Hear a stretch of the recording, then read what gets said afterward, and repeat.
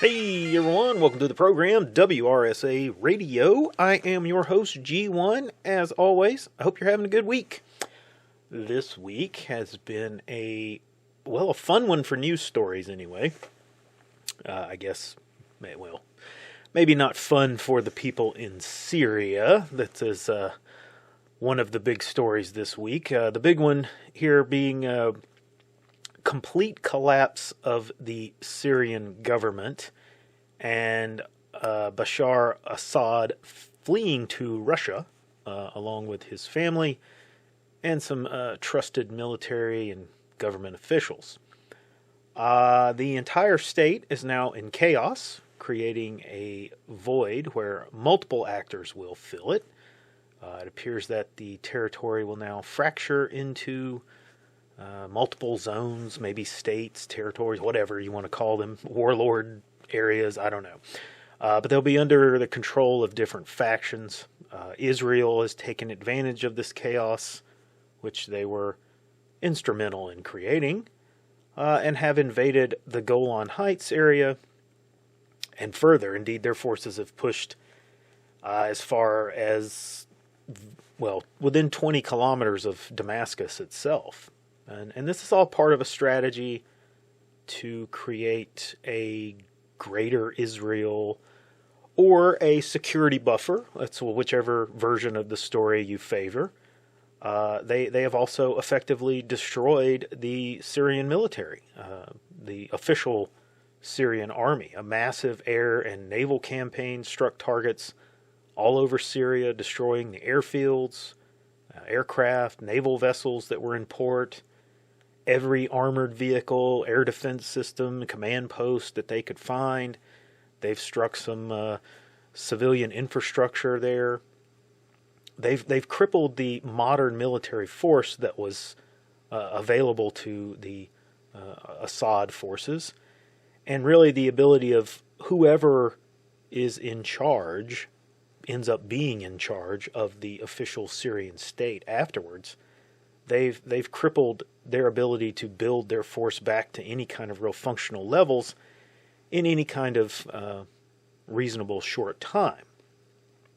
This, of course, is going to clear the way for Israel to strike Iran. Their air forces, drones, aircraft will have nothing to worry about from the ground as they traverse Syrian airspace and go strike that Iranian nuclear capability, or wherever they want to strike them, really, to try. In the meantime, other vultures have swooped in to claim their share of the carcass. Turkey and the Kurdish forces have grabbed every inch of territory that they could, and even the terrorist forces that were backed by Israel and the U.S., which were made up of old Al-Qaeda and ISIS fighters, as well as some other Syrian rebel groups. They've claimed a chunk of territory as well, and they've immediately began implementing Sharia law. Now, at this point, we now have all those factions fighting each other. The terrorist army, backed by Israel and the U.S. intel community, are fighting the Kurds, who are backed by the U.S. military, and they're both fighting the Syrians, who are backed by and filled out by the Turks, who are a NATO ally, I will add. And then we have the Russians and Iranians who are in the mix as well, and they seem to be kind of fading and withdrawing, so I don't think they're really going to be a major factor for some time. But it's a complete mess, and it's costing U.S. taxpayers unknown millions of dollars, because this is where some of that unaccounted for funding in the DoD and the Intel agency goes to. It's not huge amounts, but it's considerable. And we're funding both sides of this as it descends into murder and mayhem. And the people of Syria, which included a sizable Christian and other minority populations, they're now a target of Islamic violence. We got to push for this to end under the new administration. And that's probably why all of this has suddenly bubbled up and started taking place, as this was a rush to get something done before the new administration came in. And that kind of leads us to the other story of the week, and the one that I think is maybe a bigger story to the extent that it's gaining a lot of attention, and it's a distraction. And I call it that even though I'm not sure what they're distracting us from. Maybe it's the pardons that Biden issued. Maybe it's that war in Syria, or it could just be something else entirely. Maybe it's something that is trying to take place and happen before a new administration gets in here. But regardless, it's a psyop. And I'm talking about the wave of drone sightings that have been happening all over New Jersey and have now, over the last 24 hours, spread to some other locations, which we'll get into. Now, this is right in my wheelhouse because, as longtime listeners know, I love the UFO and conspiracy stuff. It's just something I've always been a fan of and a follower of, researcher of, I guess. Plus, I'm somewhat of a drone nerd. I've spent a good bit of time learning and studying that industry. I've been following the development of the technology and how it's deployed in many roles across the world, really, and across different industries and areas. It's kind of a fascinating subject to me. So it's right in the old sweet spot of topics. So let's break this down, just in case you've been living under a rock for the past week and missed some of this. We began to see reports coming out last week, early last week. It may have been a little bit longer. About a rash of nighttime drone sightings in northern New Jersey. And I actually have a friend who lives there up in that area, and they had spotted some of these things and actually took some pictures of it last week. and this really spread. It was a wave, really took off, no pun intended there. And it has become a nightly event in various locations around the state. It was all initially in the northern areas, and now it's kind of spread to other areas of New Jersey. And there have been numerous stories, pictures, and videos that have come out. There's been videos and reports that military aircraft have chased the drones. I saw a video of what the person that was recording it says is an F-16 chasing a drone, which you can't really confirm because it's a nighttime video. You can't really tell what aircraft it is, but it does sound like a jet aircraft.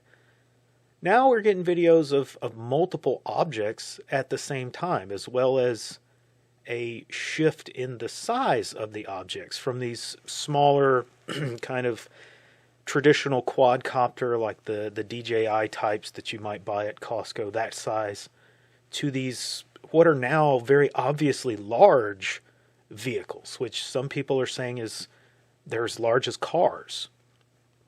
Now, I've seen a daytime photo of what appears to be a quadcopter style vehicle that I've seen online. I've seen videos of this thing, which it's a manned vehicle. It's essentially like kind of like a motorcycle that you sit in, but it's got four motors, the kind of spread eagled from its corners, and they've got props on them. That's what's definitely in the video or in the photograph. I can't tell if that photograph really is part of this sighting. You know how things get on the internet, people just start pulling up old photos and things like that. So but that could be one of the types of vehicles that people are seeing and reporting. There's been at least 2 congressional meetings about these sightings and multiple state and local meetings and press conferences. In fact, this morning I watched 2 separate press conferences about these sightings. So it's a big deal. But what do we know for sure, factually, about it? We know that there are drones or drone-like vehicles flying over various areas. We know that many people are seeing aircraft and they're misidentifying them. I've seen people saying, "Look at these drones," and it's obviously a civilian airliner or something that they've taken pictures of. But they're saying they're these mystery drones. So you do have to be careful and kind of sift through the chaff to get to the real deal. But I think we have enough video and photos to say that factually there are real things flying around. We know that some of these are just legit registered drones, which are being tracked. If you do not know, recently the FAA demanded that drone operators register their drones with an ID, and that ID number has to squawk on a transponder if they're going to operate under kind of specific parameters. And there's some ways to still fly without an ID, but that's kind of a rabbit hole, so we won't go down, won't go there in this video. But suffice it to say that some of these are just legal operators who are, kind of having a laugh. They're getting in and trying to stir the pudding, so to speak. We know that government entities are all denying that these are U.S. government craft. They continue to say, we don't know who they are. We don't know what they're doing. We can't determine that. We don't know this. We're unsure, these kind of things. We know that members of Congress on both sides of the aisle are starting to grow frustrated with this wall of silence that they're getting from people who should know the details. And they're beginning to push for action to be taken.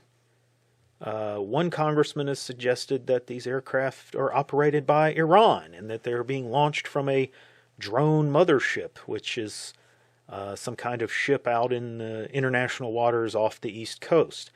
And we know that the Iranians do, in fact, have 2 drone carriers. Like these are converted cargo or oil tanker type ships, and they've been converted to launch drones. They're honestly kind of cool. It's kind of I think it's a wave of the future for militaries. But as far as we know, those are still in Iranian waters, and they're not setting off the coast. And the feds have kind of poo-pooed that, saying that's completely false. We don't know that that's where they're coming from or what they're, where they're operating from. But as of this morning, we also know that this event is spreading. Today we see reports coming in that over the last 24 hours, we have unknown drones flying over not only New Jersey, but New York City, Staten Island area, Philadelphia, Oregon, Connecticut, Michigan, and even San Diego. So this is spreading. And that's kind of what we know factually at this point. Well, what about speculatively? Well, there are those who speculate that some of these craft are not normal drone-type aircraft, that they may be using some kind of exotic means of propulsion as some exotic technology. And of course, that immediately trails into the question, well, then are they man-made? Are they alien technology, meaning UFOs?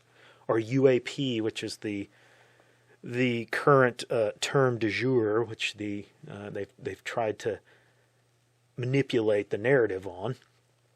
But anyway, there are multiple reports that these craft are originating from out over the Atlantic Ocean and flying into New Jersey. In fact, there's at least one video that I saw from someone who is on a beach, and they're filming one of these drones, and it looks kind of like a traditional quadcopter. You can't really tell exactly, but they said it come out of the water and began to fly up into the air and gain altitude, and that's why he began to film it. And it's clearly flying inland. So this kind of begs the question: are these coming from a submarine? Which leads you to the question: well, whose submarine? Is it a Russian one? Is it ours? Is it Chinese? Or maybe Iranian? We don't know. Is it human or non-human? It's just lots of little side trails that you can go down there. But let me steer it back here, and let's try to piece together some of these things, and I'm going to give you my take on it. So first off, well, I don't believe these are alien. I don't believe that they're USOs or UAPs or whatever term that we want to use. I just don't think that that's the case here.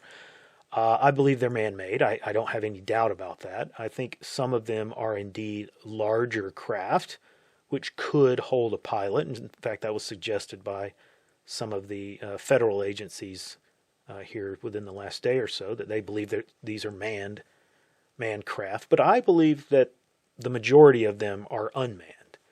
I believe that some of them are indeed being launched from out over the ocean. either from a submarine or at least a small boat, probably more likely a small boat, small ship. But this suggests that the group that's behind this has significant resources, possibly even access to military hardware, if it is indeed a submarine. The proximity to water, I think, is kind of key, and it's something that's not really getting a whole lot of traction yet. But with these additional sightings, they all seem to be close to major waterways, or either the ocean or the Great Lakes.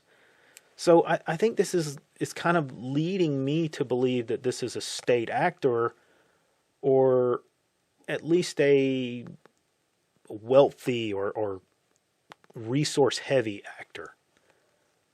So let's kind of break down the possibilities there. Option one, whoever this actor is it's Russian, Iranian, or Chinese. And this suggests that one of those three entities have launched this effort to demonstrate that they have the ability to penetrate our airspace at will with the means to conduct strikes on infrastructure and military targets. And this is a distinct possibility. It's probably a pretty good favorite or favorable scenario. It suggests that they are conducting these close to water so that they can be launched from those boats or subs, and that they are operating over states or terrain, territory, what have you, that they know has low gun ownership. They don't want these to be shot down by some duck hunter with a pocket full of high brass. And our government is keeping mum about this because they don't want to admit that they have allowed this to happen, or that they're afraid to stop it, or that they can't stop it. Now, I know for a fact that anti-drone capabilities are out there. We've seen some of that technology being demonstrated in Ukraine. I know there's things that exist that are not in Ukraine and not being utilized there, or at least publicly talked about. Our forces have that capability. They train. They have protocols for that kind of incursion over government facilities. I can't tell you why they're not using that here. It's either because they do not want to reveal those methods, or it's possible that they have used them when these drones have wandered over government sites, and we just haven't heard about that because we've not been able to witness that. Maybe it's worked, maybe it hasn't worked. Maybe these vehicles are proving to be resilient to that kind of technology. We don't know really at this point. I think this could be done by the Russians or the Iranians to sow confusion, kind of send a message about the use of attacks, the ATACMs, or things taking place in Iran. Either one of those scenarios are a possibility. And as I said, it's probably the heavy favorite, I think, right now, among a lot of people tracking this situation. Option two is a little more disturbing, and that being that these craft are in fact U.S. government craft, U.S. craft operating under the same kind of profile from over water and done as some kind of covert mission by special warfare or the intel community, some actor there. This would explain the silence from the government, or the messaging that they're putting out that they don't know anything, and the reluctance to do anything to engage the craft. And it would also explain why they're not operating over those high gun ownership areas. They don't want them shot down either.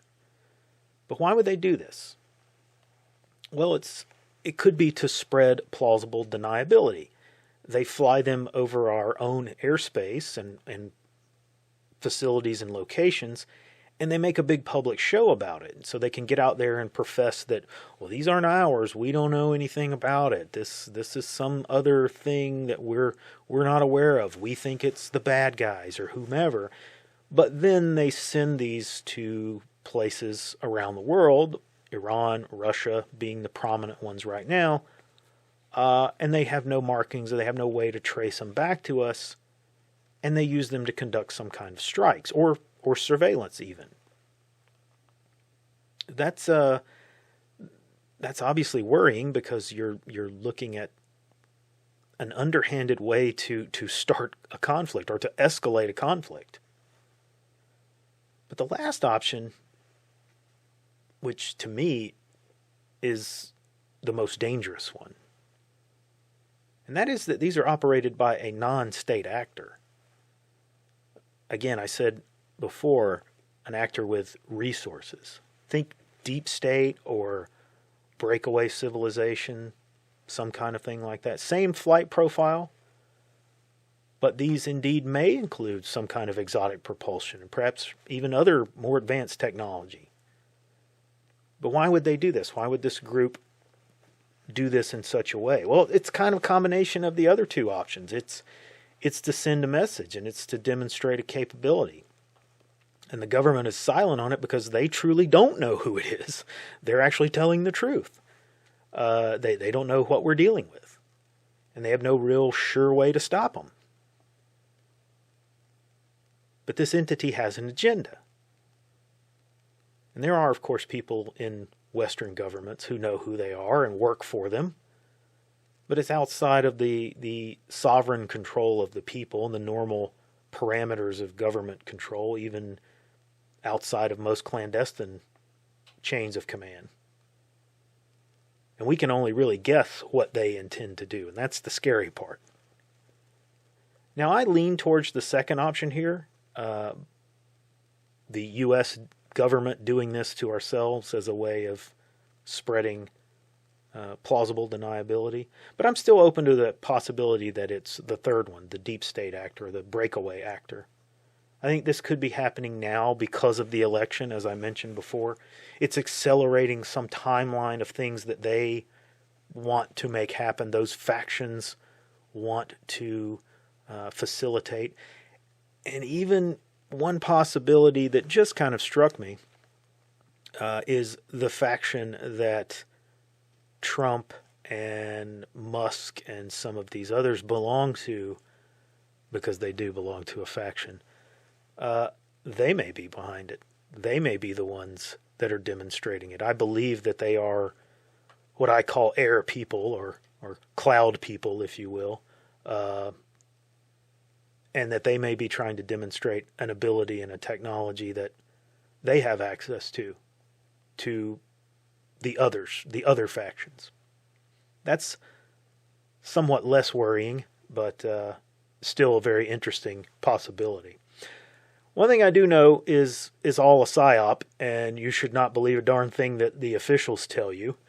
But we will probably know more when some duck hunter indeed shoots one of them down. Anyway, we will keep watching this one, but that is all I have time for this week. Like and subscribe. Come see us over on Gab, Nice Crew, and the Cold Fury blog, and I will see you on the next episode.